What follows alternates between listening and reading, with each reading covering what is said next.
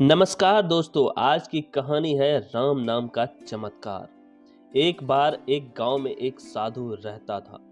वह सारा दिन राम नाम जपता रहता था और ढोलकी बजाकर कीर्तन करता रहता था। उसकी कुटिया के पास एक व्यक्ति का घर था। वह उससे बहुत परेशान था। एक दिन वह व्यक्ति गुस्से में उस साधु की कुटिया में आया और बोला कि क्या तुम दिन रात राम राम रटते रहते हो? क्या तुम्हें कोई काम धंधा नहीं है? हमें तो कमाने जाना पड़ता है और तुम्हारी ढोलकी की आवाज से मैं सो नहीं पाता हूँ। यह सुनकर साधु कहने लगा कि तुम भी मेरे साथ राम नाम का जप कर देखो, तब तुम्हें पता चलेगा कि इसमें कितना आनंद आता है। उस व्यक्ति ने थोड़ा खींच कर कहा कि अगर मैं तुम्हारे साथ राम नाम जपता हूँ तो क्या तुम्हारा राम मुझे खाने के लिए रोटी देगा? साधु कहने लगा, मुझे तो राम नाम की लगन लगी है और राम जी की कृपा से हर रोज भोजन मिल ही जाती है। तुम भी राम नाम जप कर देख लो, मुझे भरोसा है भगवान तुम्हें भी खाने को जरूर देंगे। वह आदमी उस साधु को चुनौती देता है कि मैं तुम्हारे साथ आज राम नाम का भजन करता हूँ। अगर तुम्हारे राम जी ने आज मुझे रोटी खिला दी तो मैं सारी उम्र राम की भक्ति में लगा दूंगा। अगर नहीं खिलाई तो तुम ढोलकी बजाना बंद कर दोगे।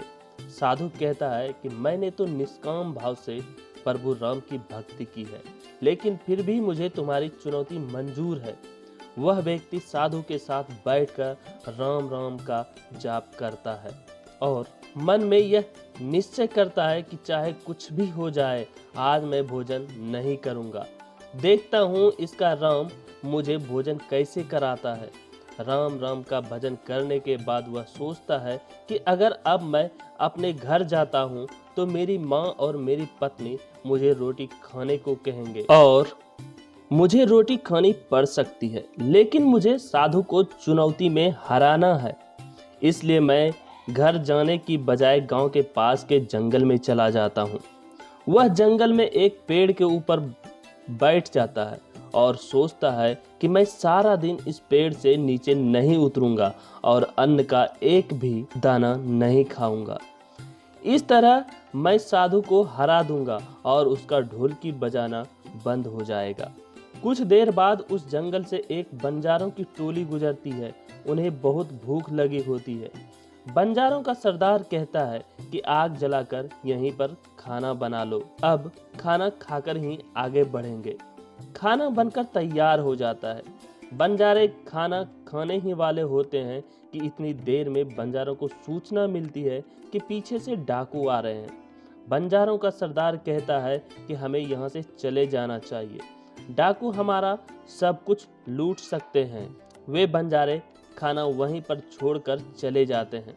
वह आदमी पेड़ पर बैठा यह सब कुछ देख रहा था।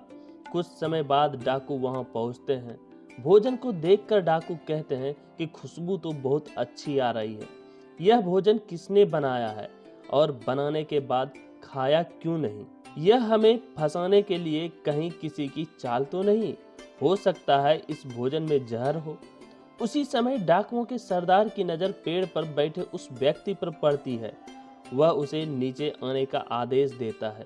डाकू उस व्यक्ति से पूछते हैं, हमें मारने के लिए क्या भोजन तुमने बनाया है? वह बेचारा मिन्नतें करता रहता है कि मैंने यह भोजन नहीं बनाया है और इसमें जहर भी नहीं है। यह भोजन बंजारों ने बनाया है। आपके आने की खबर सुनकर वह यहाँ से भाग गए, लेकिन डाकुओं के आगे उसकी एक नहीं चलती। डाकू उसे कहते हैं कि अब तुम्हें यह भोजन खाकर दिखाना पड़ेगा, क्योंकि हमें लगता है कि तुमने ही यह भोजन बनाया है और इसमें जहर मिलाया है। अब सबसे पहले तुम ही यह भोजन खाओगे। वह जिद पर अड़ा रहता है कि मैं भोजन किसी भी कीमत पर नहीं खाऊंगा। डाकुओं को शक और गहरा हो जाता है। वे बंदूक की नोक उसके सिर पर रखकर कहते हैं, तुझे यह भोजन खाना पड़ेगा, नहीं तो गोली खानी पड़ेगी। उसके भोजन करने के बाद डाकुओं ने उसे छोड़ दिया। अब उसे विश्वास हो गया कि बंजारों को और डाकुओं को राम जी ने ही भेजा है। वह वहां से सीधा साधु की कुटिया में जाता है और जाकर साधु के चरणों में प्रणाम करता है। उसने साधु को सारा वृत्तांत सुनाया। अब उस साधु से भी ज्यादा उसे राम नाम की लगन लग गई और उसने अपना पूरा जीवन प्रभु राम जी को समर्पित कर दिया।